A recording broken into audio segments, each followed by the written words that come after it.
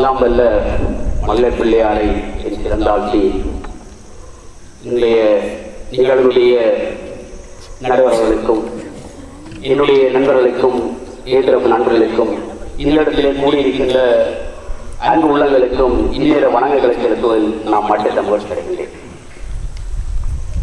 இன்றைய இந்த பட்டிமன்றத்தினுடைய தலைப்பாக இன்றைய வாழ்வுக்கு மகிழ்வூட்டுவது அல்லது வலி சேர்ப்பது அல்லது நேரிய பாதையை செலுத்துவதற்கு அறிவியலா ஆன்மீகமாக இந்த தலைப்பிலே நான் அறிவியலை பற்றி பேச நினைக்கிறேன். நான் நினைக்கிறேன் இந்த இடத்தில் இருக்கிற அன்புணங்களை வைத்துக் கொண்டு இந்த உலகிலே இது வெற்றி பெற்றது என்று எனக்கு தெரிகின்றது.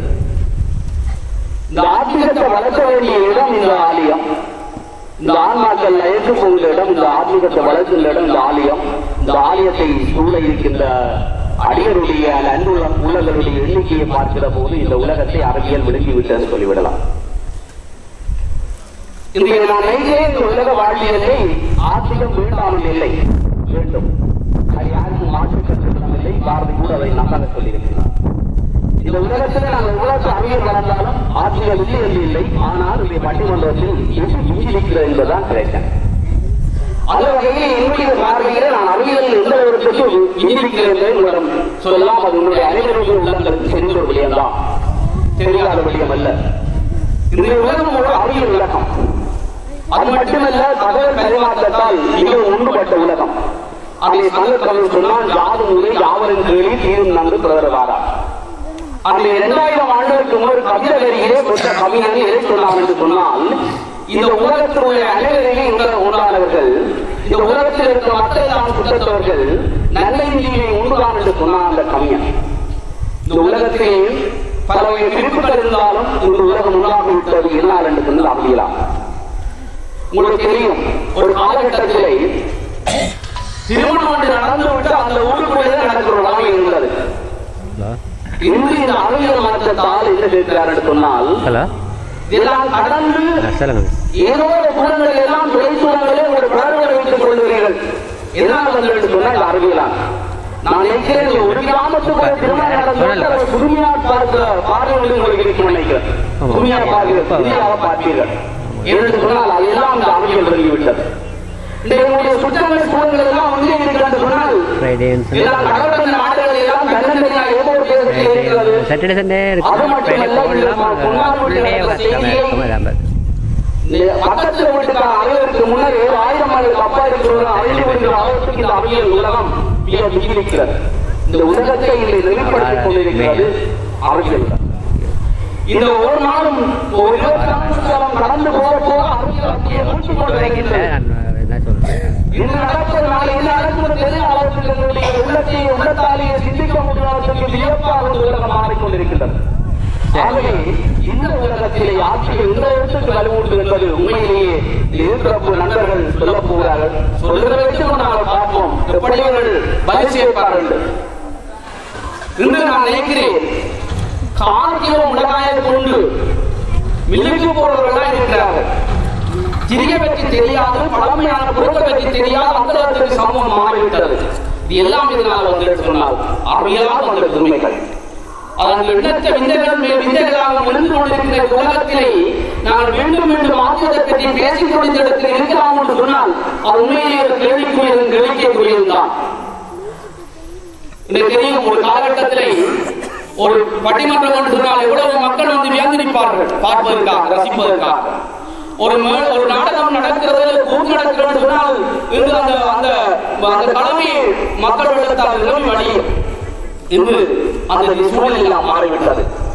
இன்று வீட்டுக்குள்ளேயே கைகள் வளர்கின்றது, வீட்டுக்குள்ளே பொழுதுபோக்குற சாதனங்கள் வந்துவிட்டது. ஆகவே அதனால் வந்து சொன்ன அறிவியலால். ஆகவே இந்த அறிவியல் உங்களை எவ்வளவு வழிநடத்திக் கொண்டிருக்கிறது. வாழ்க்கை அறிவியலோடு சேர்ந்து விட்டது. சமைத்து நாடகத்தை பார்க்கிறார். உப்பு போட்டு புளி போட்டு அதை மறந்து நாடகம் பார்க்கிற அம்மா நிறைய பேர் இருக்கிறார். அவை உங்களை இந்த அறிவியல் வளர்த்துக் கொண்டே போகிறது. ஆகவே இந்த உலகத்தில் இருந்து கொண்டு நான் ஆத்மீகத்தை பற்றி சிந்திப்பது என்பதனால் உண்மையிலேயே கேள்விக்குரியதான். நான் நினைக்கிறேன், இவர்கள் எதை சொல்ல போகிறார்கள் அதை சொல்வது நிச்சயம் புதுமையாக இருக்கும். அந்த புதுமையை பற்றி சற்று யோசித்து பார்ப்போம். அடுத்ததாக சொன்னால், இந்த உலகத்தில் நாங்கள் வாழ்கிறோம் என்று சொன்னால் அல்ல வாழப்போறோம் என்று சொன்னால் இந்த ஒவ்வொரு நாளும் மலர்ந்த இந்த குறுமையான அறிவியல்ல தான் நாங்கள் போவதற்கும் வருவதற்கும் இருப்பதற்கும் கலைப்பதற்குமாக இந்த அறிவியல் எங்களோடு இணைந்து விட்டது. இரத்தத்தோடு இரத்தமாக வந்து விட்டது. நான் நினைக்கிறேன் வீதியாக நடந்து போனால் மற்றொரு பார்த்து சிரிப்பார்கள். சைக்கிள் எங்கே என்று கேட்பார், மோட்டார் சைக்கிள் எங்கே என்று கேட்பார்கள். அந்த அளவுக்கு அந்த அறிவியல் எங்களை விளங்கிவிட்டது, அறியாமல் விளங்கிவிட்டது. நாங்கள் கோடுகள் செருப்பிலே இருந்து நாங்கள் கல்வத்திலே வரை உங்களோடு வரை எங்கள் அறிவியல் எங்களை அறியாமலே ஆட்கொண்டு விட்டது. நாங்கள் அதை விட்டு நாங்கள் வாழ முடியாது எங்களை நாங்கள் பின்னிப்படைந்து விட்டோம். இனத்தாங்களுக்கு ஒரு பெரிய பிரச்சனை இருக்கிறது. எப்படி நாங்கள் வாழ போகிறோம், உங்களுடைய வாழ்க்கை செலவு அதிகரித்துக் கொண்டு போகிறோம் என்று எல்லோரும் பயப்பட வளர்த்து எங்களுடைய அறிவியல் எங்களை விளங்கிவிட்டது. எங்களை அறியாமல் ஆட்கொண்டு விட்டார்கள். நாங்கள் வேற தேசத்தை விட்டு நாங்கள் பிரிந்து வாழ முடியாதவர்களாக இருப்பது பெரும் சோகத்துக்குரியது. இந்த சூழ்நிலையில் ஆத்மீகம் பற்றி எவ்வளவு செல்ல போகிறார்கள், எப்படி சொல்ல போகிறார்கள் என்பதை மீண்டும் பொறுத்திருந்து பார்ப்போம். இந்த உலகத்தில் நான் மீண்டும் சொல்லுகிறேன், இந்த உலகத்தில் பிறந்த ஒருவரும் ஏதோ ஒரு மதத்தோடாக இருக்கிறான். மதம் இல்லாத ஒரு மதம் இருக்க முடியாது என்பதை நான் ஏற்றுக்கொள்கிறேன். ஆனால் அந்த மதத்தோடு சார்ந்திருந்த போதும் அவனால் இந்த அறிவியலை விட்டு அவனால் வாழ முடியாது. ஆகவே இந்த உலக வாழ்வியலை எங்களை வழிநடத்தி செல்லுகின்ற வெளியம் என்னவென்று சொன்னால் அது அறிவியல் என்பதை உங்கள் அனைவருக்கும் அதிலே அசையாத அசைக்க முடியாத எண்ணக்கருக்கள் உண்டு. ஆகவே என்ன சொல்ல போற என்பதை பொறுத்திருந்து பார்ப்போம். இந்த சந்தர்ப்பத்தை வழங்கிய உங்கள் அனைவருக்கு நன்றி குறிப்பிடுவேன். நன்றி, வணக்கம். நன்றி பள்ளிக்கூடானார் சொல்றேன். அவர் தன்னுடைய முதலாவது பேச்சை வைத்திருக்கின்றார். முதல் பேச்சிலே சூடு பிடிப்பது கிடையாது, உங்களுக்கு தெரியும். அவர் சூட்டுக்கான களத்தை ஆரம்பித்து வைத்திருக்கிறார். இனி வருபவர்கள் தான் வெட்டி பேசி குட்டிக் கொள்ளப் போகிறார்கள். அந்த வகையிலே வள்ளிபுரநாதர் அவர்களுடைய கருத்து ஆன்மீகம் வேண்டாம் என்று அவர் கூறவில்லை. இன்றைக்கு நாங்கள் எந்த துறையில் முன்னேறிக் கொண்டு போகின்றோமோ அத்தனை துறையிலும் அறிவியல், விஞ்ஞானம், அறிவியல் என்பது நீங்கள் வேறு எதுவும் அல்ல, விஞ்ஞானம் வழிவகுத்து நிற்கிறது. நாங்கள் வீட்டிலே பயன்படுத்துகிற அத்தனை பாவனை பொருட்களிலும் விஞ்ஞானம் வந்து நிற்கிறது என்று சொல்லியிருக்கிறார். நாங்கள் பிரயாணம் செய்வதிலே விஞ்ஞானம் வந்திருக்கிறது. நாங்கள் கல்வி கற்பதிலே விஞ்ஞானம் வந்து நிற்கிறது. அத்தனை விடயங்களிலும் விஞ்ஞானம் இன்றைக்கு புகுந்து எங்களை செயற்படுத்திக் கொண்டிருக்கிற ஒன்றாக இருப்பது விஞ்ஞானம் தான் என்று அறிவியலை முதன்மைப்படுத்தி தன்னுடைய வாதத்தை வைத்து சென்றிருக்கிறார். இப்போது இந்த விவாதத்தை வெற்றி பேச வேண்டியது ஆன்மீக அணியினுடைய தலைவர் ஆசிரியர் சுதா அவர்களுடைய பொறுப்பு. எங்கே உங்கள் வாதத்தை முன்வைக்குமாறு வேண்டிக் கொள்கிறோம். சபை ஒரு உற்சாகமான கரவசத்தை அவருக்கு கொடுக்கும்.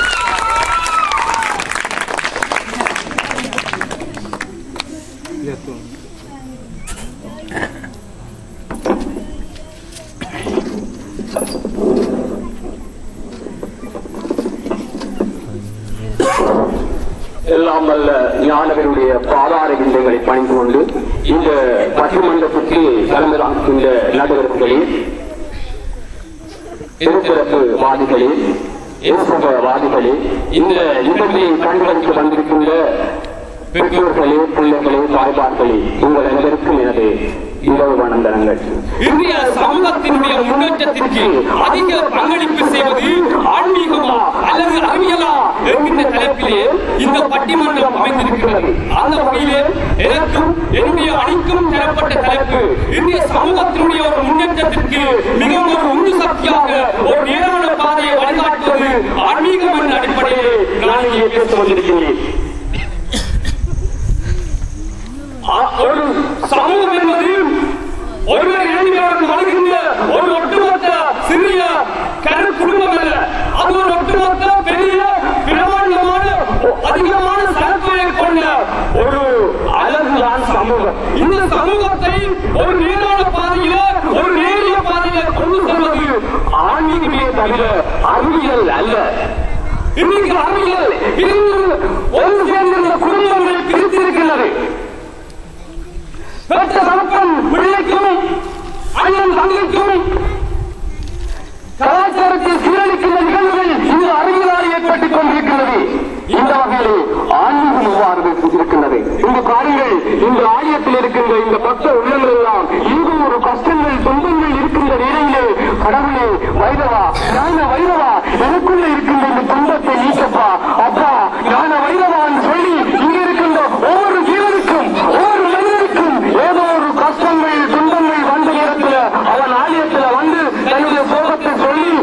பைரவாருடைய துன்பங்களை நீக்கி வந்து ஆன்மீக ரீதியாக வந்திருக்கிறான்.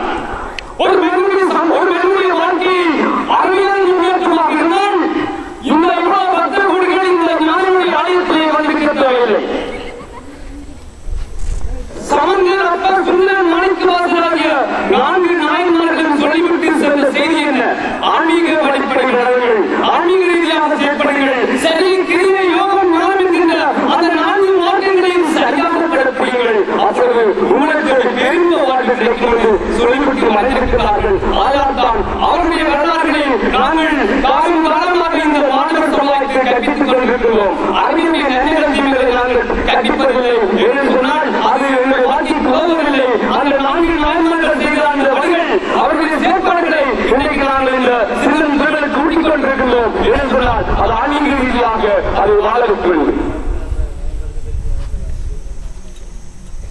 பாருங்கள், இந்த ஆலயத்திலே சரி, வேறு எந்த ஆலயத்திலும் சரி, காவடிகள், கூட்டு காவடிகள், அன்னதானங்கள் என்று நாங்கள் பல நேர்த்திக்கரங்களை வைத்து ஆன்மீகத்தினூடாக என்னுடைய வாழ்க்கையை முன்னேற்றலாம் என்று நாங்கள் ஒரு நேர்த்திக்கரங்களை வைத்துக் கொண்டிருக்கின்றோம்.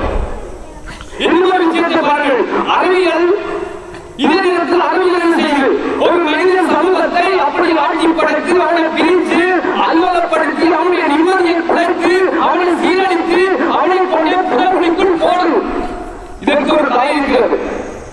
எப்படி என்று சொன்னால், ஒரு 2-3 வருஷத்துல யுத்தகால நிலவின் நேரத்தில் நாங்கள் பல்கலைக்கழகத்தில் இருந்த நேரத்தில் இங்கே அண்ணன் அங்கே இருக்கிறான், தம்பி இங்கே இருக்கிறான். அண்ணன் குழம்பில பெரிய ஒரு 4 மாடி வீடுல பெரிய வேசி ரூமில நிம்மதியாக தூங்குறான். தம்பி இங்க எவ்வளவு கஷ்டத்தின் மத்தியில பெட்டிக்குள்ள பாம்பு போல அடங்கி இருக்கிறான். தம்பியன் சொல்றான், தமிழே நீ வாடா, இங்கே நல்ல எல்லாமே ரூமுக்குள்ள இருக்கு. ரூமுக்குள்ள சாப்பாடுகளும் வைத்தியர்களா பக்கத்துல போயிட்டு இருக்கு. நீ ஒருவரும் திரும்பி போட்டதில்லை, இதுக்குள்ளேயே எல்லாமே இருக்குன்னு சொல்லி அவனும் அவனுடைய நன்மை ஆசைக்காரனும் அவனும் குழம்பு போகலாம், அங்கே நிம்மதியாக இருக்கலாம், அவன் அறிவின் நோக்கத்திலே வாழ்ந்து கொண்டிருக்கலாம், நான் அறிவிற்குள்ளே புரிந்து விடலாம் என்று யோசித்துக் கொண்டிருக்கிறான். அடுத்த நாள் பத்திரிகையில் வருகிறது, முக்கிய பிரமுகர் கொழும்பில் தங்கண்டு. இந்த வசந்த 2வது பார்ப்போம். முக்கிய பிரமுகர் குமட்டிலிருந்து முக்கிய இருக்கிறார். ஆகவே முக்கிய பிரமுகர் கொழும்பில் கைது. ஆகவே அதை பாருங்கள், அந்த அறிவியல் இங்கே ஒரு கிராமத்தோடு சேர்ந்து இருந்த மகன் ஒருவன் அறிவியல் நோக்கத்தில் போகின்ற பொழுது அந்த அறிவியல் பழக்க வழக்கங்களை அவனாலே முடித்துக் கொள்ள முடியவில்லை. அந்த வாழ்க்கையை முறைக்கு செல்ல முடியவில்லை. இங்கே நுழைந்த நண்பர் பெருசாண்டு போனான். இதை ஒரு கோரிட்டான், எப்படி வாழ்க்கைன்னு கேட்டால் அது ஒரு அறிவியல் உலகமாப்பா, நான் இங்கே பயன்படுத்தக்கூடிய ஒட்டியிருந்தால் இங்கே எங்கு போக வேண்டிய தெரியவில்லை என்று. ஆகவே அறிவியல் உலகம் ஒரு மனிதனை சீரழிக்கிறது. அறிவியல் என்பது புதிய ஒரு வாழ்க்கை முறையை காட்டுகிறது. ஆன்மீகம் என்பது ஆன்மீக ரீதியான சந்தோஷமான வாழ்க்கையை காட்டுகிறது. நண்பர்களே, ஒரு முக்கியமான செய்தி வேண்டாம், ஒரு யதார்த்தமான உண்மை. அறிவியலை ஆன்மீகம் ஒரு இடத்திலே வெளியிடுகிறது. ஒரு இடம் அல்ல, பல இடங்களிலே வெளியிடுகின்றது. நண்பர்களே, வைத்தியசாலையை எடுத்து பாருங்கள், அவசர சிகிச்சை பிரிவை எடுத்து பாருங்கள்.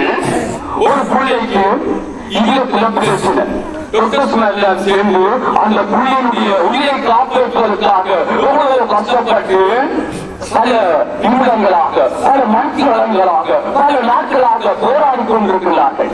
இந்த நேரத்தில் அந்த பிள்ளையுடைய உறவுகள் அந்த வாசனைகளை வந்து கண்ணீரும் கவலையுமாக இருக்கிறார்கள். அந்த பெற்றதாய் துடிக்கிறாள், தன்னுடைய மகனை காப்பாற்ற முடியுமா என்று. அப்பொழுது டாக்டர் அந்த விஞ்ஞான அறிவியலை, அந்த முழு அறிவியலையும் பயன்படுத்துகிறார், நன்றாக பயன்படுத்துகிறார். இந்த உறவுகளை கேட்கிறார்கள். அந்த பெற்றதாய் போய் கேட்கிறது, எந்த பிள்ளைக்கு சும்மா எந்த பிள்ளையை காப்பாற்ற முடியுமா என்று. அப்பொழுது அந்த டாக்டர் சொல்லுகிறார், அம்மா கவலைப்படாதீர்கள், நாங்கள் எவ்வளவோ கஷ்டப்பட்டோம், நான் எப்படியா காப்பாற்ற முடியும். இது நேரத்தில் என்னுடைய கண்ணாடியை கட்டி கீழே வைத்து சொன்னார், நாங்கள் செய்யக்கூடியதெல்லாம் செய்துவிட்டோம், இனி அவன் செய்ய. இங்கு பாருங்கள் நடுவர்களே,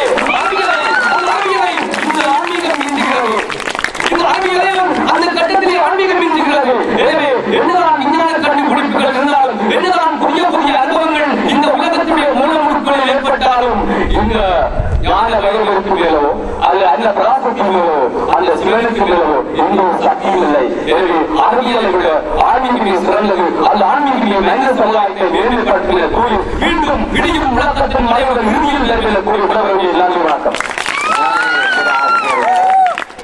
நல்ல விளக்கம் ஒன்றை அவர் சொன்னார். அது தனியார் வைத்தியர்கள் மட்டும் சொல்லுகின்ற ஒன்று அல்ல.